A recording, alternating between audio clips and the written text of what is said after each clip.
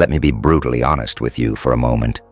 Because if you're still here, if you haven't clicked away or scrolled past, it means part of you already suspects the truth. Kindness without strategy is vulnerability dressed up as virtue. And yes, the world does not reward blind generosity. It exploits it.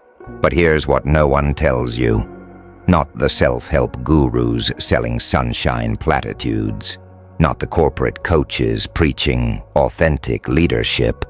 And certainly not the influencers peddling toxic positivity. True power doesn't come from becoming colder. It comes from becoming clearer. Clarity is the weapon they never taught you how to wield. Clarity cuts through noise, manipulations, guilt trips, emotional blackmail, and social games that leave you drained while others climb. You don't need to shut down your heart to win. You need to upgrade your operating system. This isn't about turning into someone unrecognizable. It's about evolving into the version of yourself that doesn't apologize for boundaries, doesn't flinch at silence, doesn't beg for respect. Because you radiate it effortlessly. The most dangerous people in any room aren't the loudest or coldest.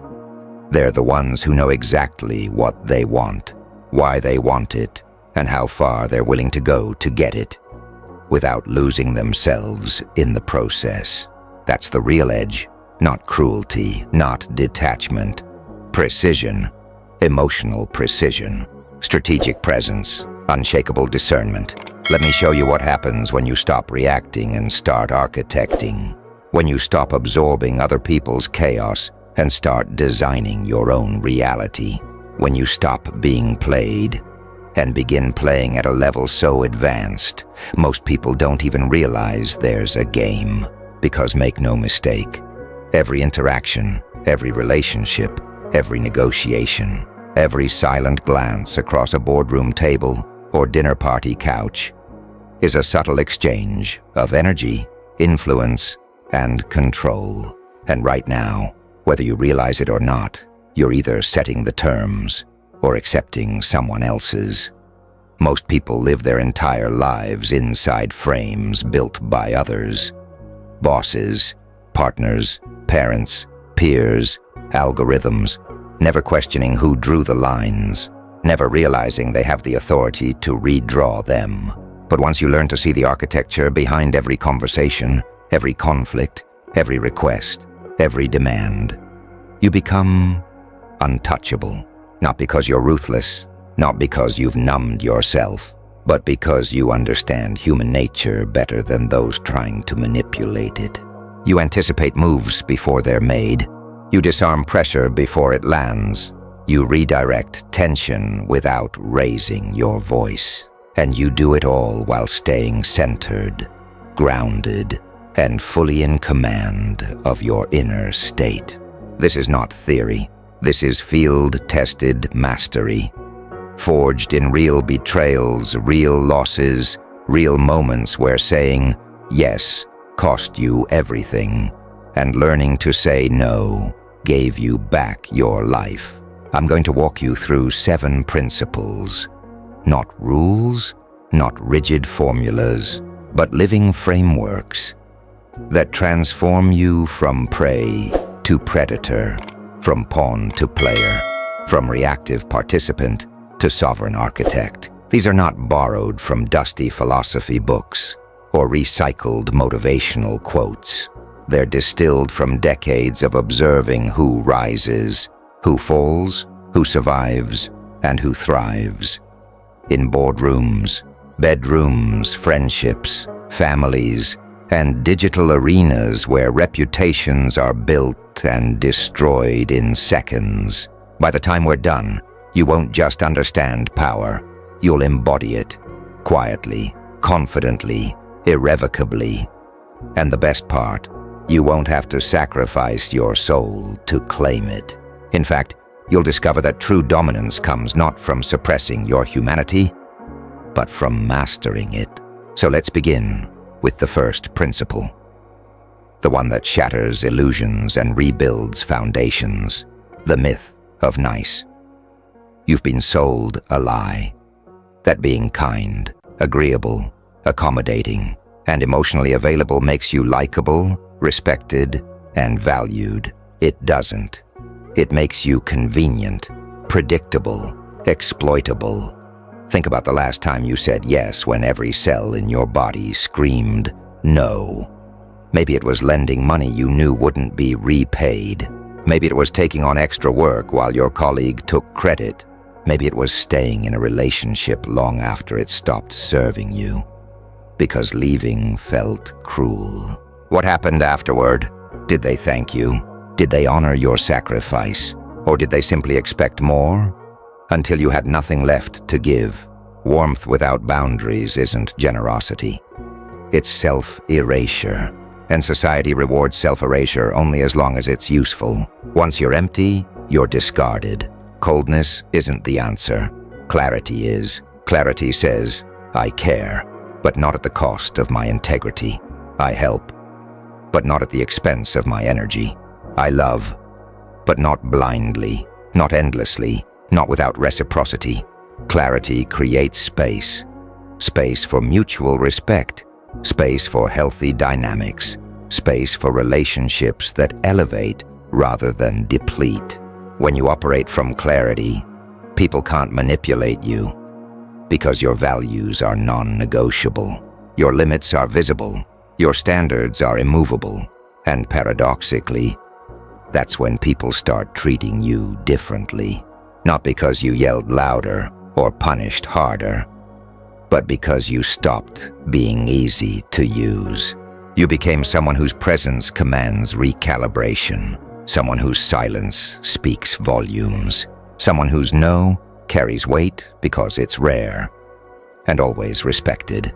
This isn't manipulation, this is sovereignty, and sovereignty begins with seeing yourself clearly, not as a victim of circumstance, not as a martyr to obligation, but as the CEO of your attention, your time, your energy, and your emotional bandwidth. Every yes is a withdrawal from your internal bank account. Every boundary honored is a deposit. Most people are bankrupt, emotionally, energetically, spiritually, because they've spent decades giving away their currency without tracking the balance. Clarity forces accounting. It asks, is this exchange fair? Is this investment wise? Does this align with my mission, my growth, my peace? If not, withdraw, redirect, reinvest. Your warmth is not weakness, unless you allow it to be weaponized against you. Protect it, channel it, offer it intentionally, not compulsively. That's how you turn compassion into leverage. That's how you turn empathy into advantage. That's how you remain human, while operating at superhuman levels of awareness. Don't harden your heart. Sharpen your discernment. Don't shut down your emotions. Refine your filters. Don't avoid connection. Curate it ruthlessly. The world doesn't belong to the coldest. It belongs to the clearest, and clarity, that's something no one can take from you unless you hand it over willingly. So ask yourself now, where have you been trading clarity for comfort? Where have you confused kindness with compliance? Where have you mistaken availability for value? Write it down, say it out loud, then burn it, metaphorically or literally, because starting today, you reclaim your power, not by becoming colder, by becoming clearer, and this is only the beginning. You think power is about control, gripping tighter, speaking louder, standing taller, forcing outcomes through sheer will or icy detachment. But real power, the kind that lasts, that compounds, that doesn't leave you hollow at 3 a.m. wondering what you've become. That power flows from surrender, not weakness, not passivity. Surrender to truth, to timing, to the fact that not every battle is yours to fight. Not every opinion matters. Not every relationship deserves your energy. And not every opportunity is worth your soul.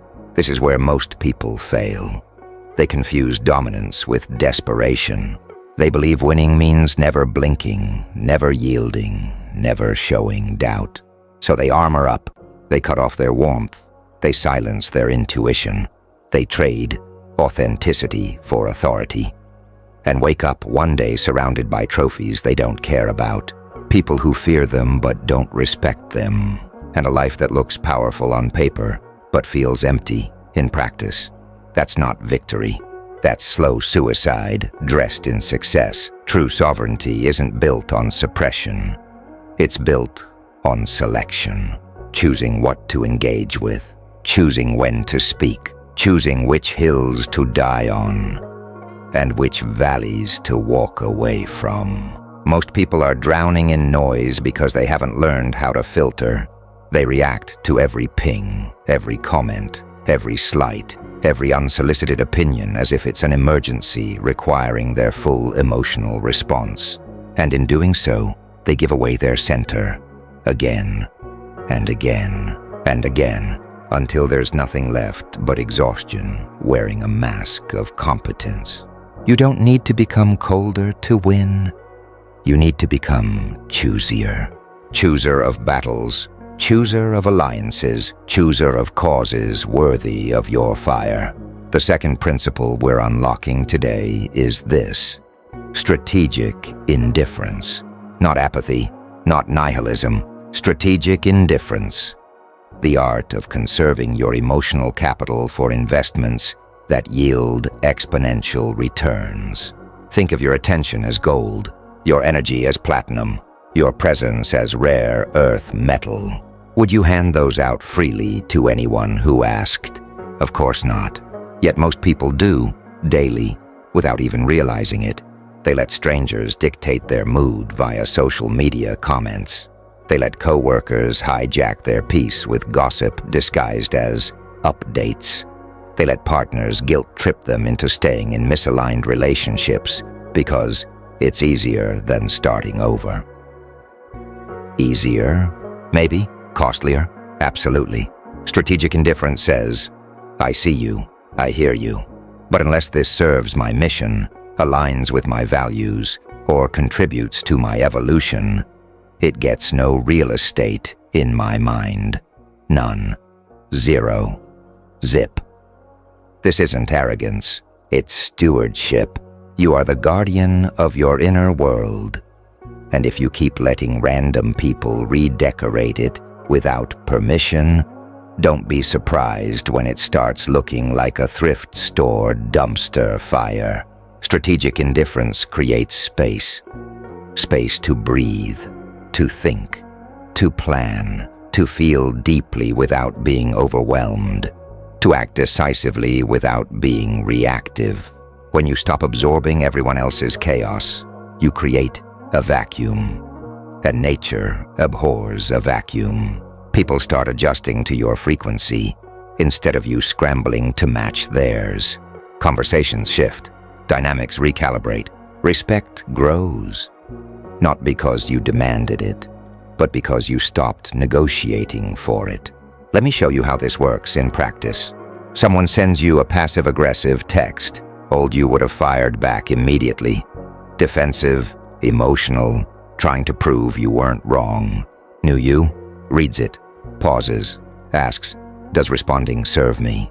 Will this conversation elevate either of us? Is this person capable of receiving feedback without turning it into drama? If the answer is no, you put the phone down. Not out of spite, out of strategy. You conserve your energy for conversations that matter, with people who honor it. Another example, you're in a meeting. Someone interrupts you mid-sentence. Again. Old you might have forced a smile, swallowed frustration, kept talking over them just to finish your point. New you stops speaking, lets the silence stretch, looks at them calmly, not angrily, not pleadingly, just observantly, then says gently but firmly, I wasn't finished, and waits.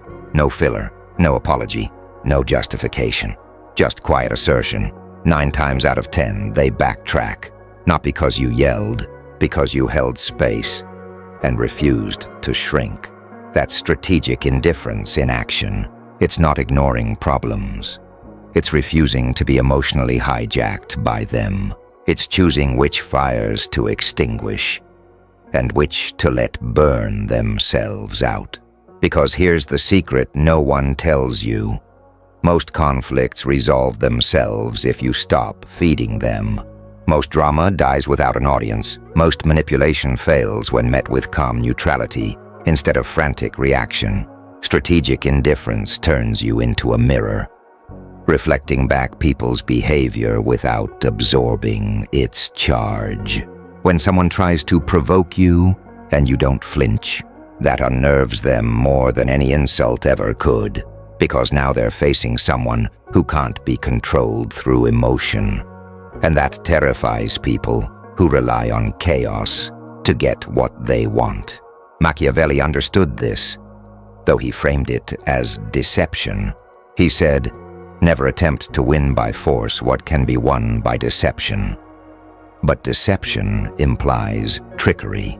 What we're talking about is something deeper. Detachment. Detachment from outcome. Detachment from approval.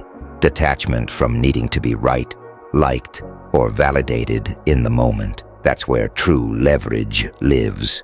When you stop needing to win every argument, you start winning every interaction. When you stop craving external validation, you become impossible to manipulate. When you stop fearing rejection, you gain the freedom to walk away from anything and anyone that doesn't serve your highest timeline. This is not coldness. This is clarity with boundaries, precision with patience, power with presence, and it's devastatingly effective. Try this today. Pick one area of your life where you chronically overgive, emotionally, mentally, physically. Maybe it's a friendship that drains you, a job that exploits your loyalty, a family dynamic that guilt trips you into compliance. Now ask yourself, what would happen if I stopped participating in this pattern? Not aggressively, not dramatically, just stopped, withdrew energy, redirected focus, set a gentle but immovable boundary. Chances are, nothing catastrophic happens. In fact, something miraculous does. You reclaim space, space to heal, space to grow, space to attract better aligned people, opportunities, and experiences. Strategic indifference isn't about shutting down. It's about upgrading your filters.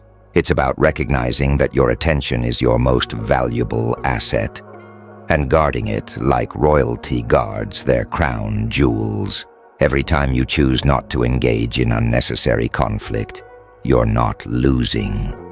You're investing. Investing in peace, in focus, in long-term positioning over short-term ego wins. And that's how empires are built. Quietly, consistently, strategically. While others exhaust themselves fighting battles that were never theirs to win. Drop this affirmation in your mind.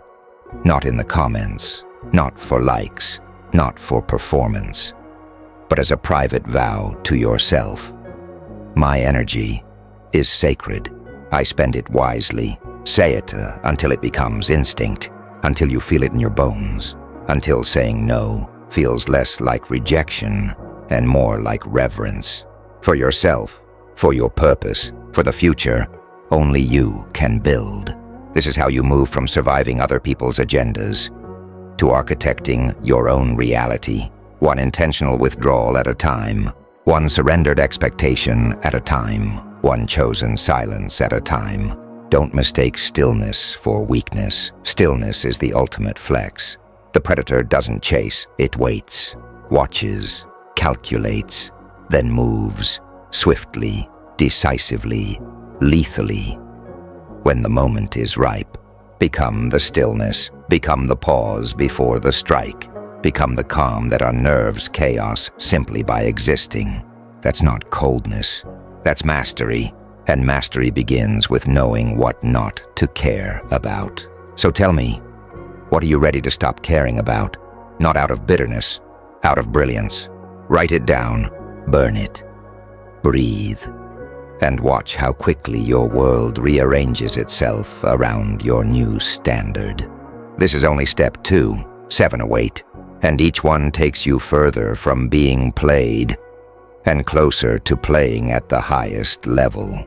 They told you success was about hustle, grinding harder, waking earlier, saying yes to everything, burning the candle at both ends until there's nothing left but ash and accolades that feel hollow in your hands. They sold you hustle culture like it was a virtue, when really it's just glorified self-abandonment with a side of burnout. And if you're still chasing validation through exhaustion, let me be the one to tell you, you're not behind. You're not lazy. You're not broken. You're just operating on an outdated system, one designed to keep you running in circles while others profit from your pace. The third principle we're unlocking today isn't about working harder. It's about working differently. It's about understanding that true power doesn't come from how much you do, but from how little you need to do to get what you want. This is the art of leverage, not manipulation, not exploitation. Leverage, using minimal force to create maximum impact. Think of it like this.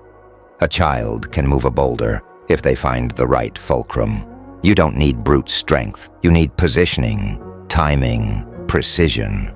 Most people waste their lives pushing against immovable objects, toxic relationships, dead-end jobs, draining friendships, systems rigged against them, because no one ever taught them how to look for the pivot point, the hidden hinge, the pressure-sensitive spot that, when pressed correctly, shifts everything without breaking you.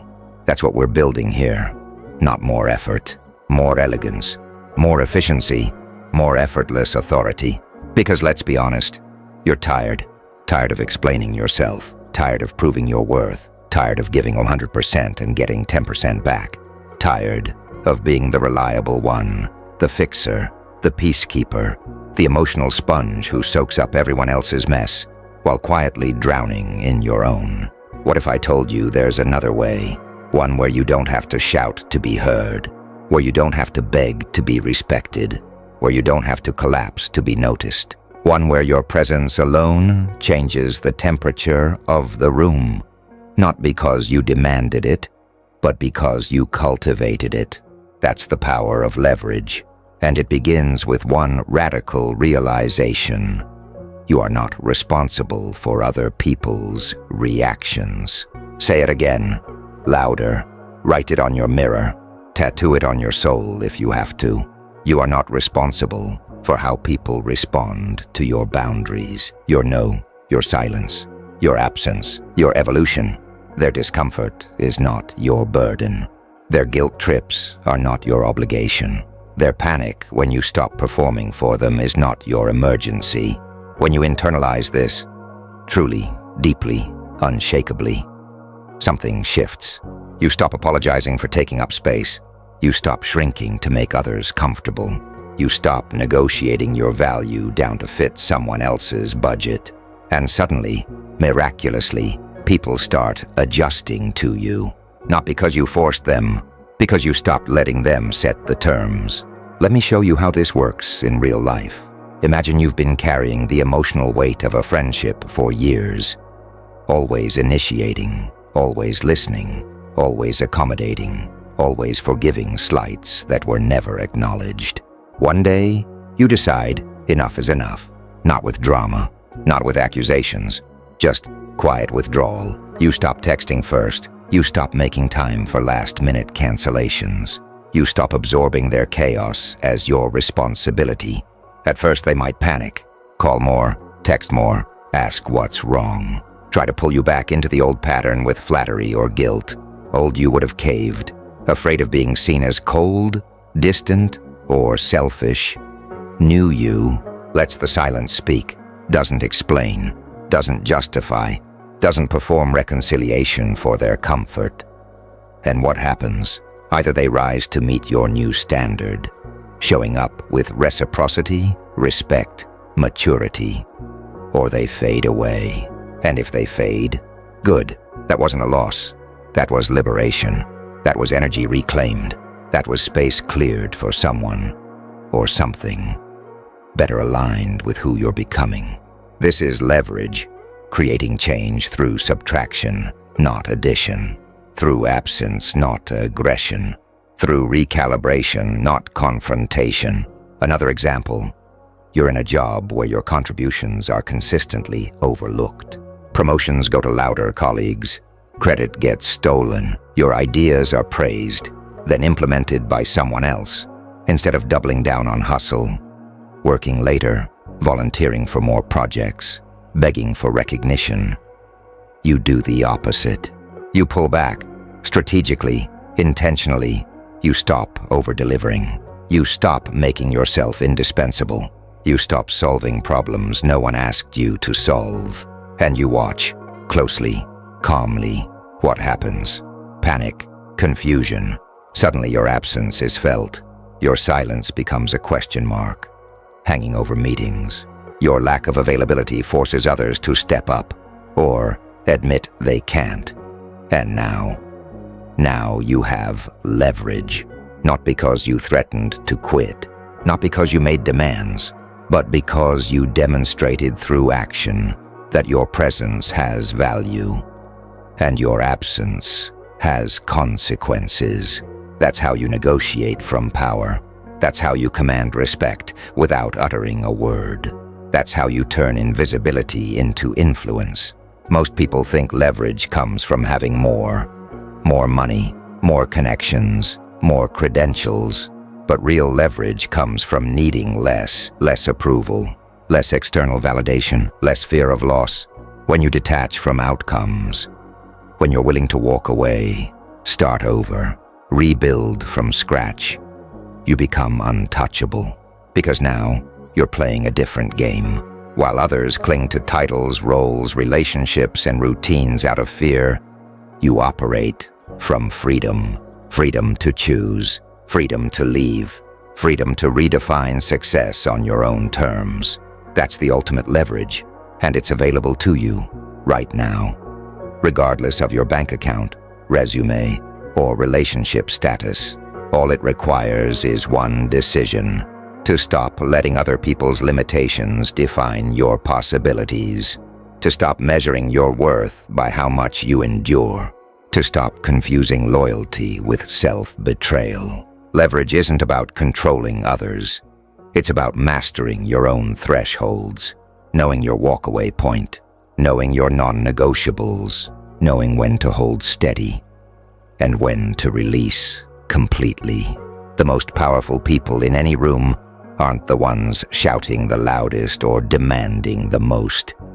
They're the ones who radiate quiet certainty, the ones who don't flinch when plans fall apart, who don't panic when doors close, who don't beg for second chances, because they know better ones are coming. That certainty, it's magnetic. It draws opportunities. It attracts aligned people. It commands respect without asking. And it all starts with one simple shift. Stop pushing. Start positioning. Stop forcing. Start flowing. Stop exhausting yourself trying to move mountains. And start looking for the fulcrum, the pivot, the subtle pressure point that, when applied with precision, creates seismic shifts without breaking a sweat. This is how empires are built, not through brute force, but through brilliant positioning, not through endless labor, but through elegant execution, not through noise, but through nuance. So ask yourself now, where are you wasting energy pushing against walls that won't move? Where are you overgiving in relationships that won't evolve? Where are you hustling for breadcrumbs when you were born to feast? Identify it, release it, redirect that energy toward what does move, what does respond, what does align with your highest expression. That's leverage, that's power, that's sovereignty in motion. And this is only step 3. 4 more await, each one peeling back another layer of illusion, revealing another level of mastery. By the end, you won't just understand how to win. You'll understand how to win effortlessly, without losing yourself, without numbing your heart, without becoming what you once hated. You'll become something rarer, something quieter, something infinitely more dangerous. A person who knows their worth doesn't need to be proven. It simply is. And the world?